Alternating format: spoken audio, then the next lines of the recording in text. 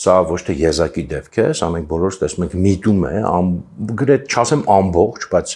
քաղաքական հրապարակային խոսքի զգալի մասը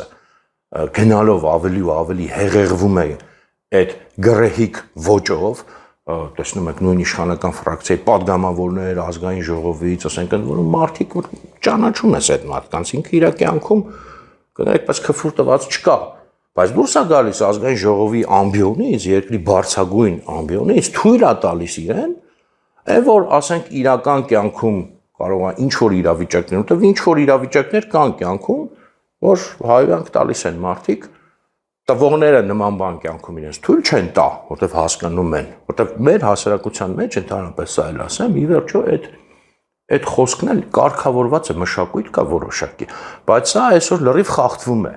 եւ տեսնում ենք, որ եւ ազգային ժողովի ուրեմն ամբիոնից եւ ընդհանրապես տարածվում է գնալով դառնում է մի հատ լուրջ խնդիր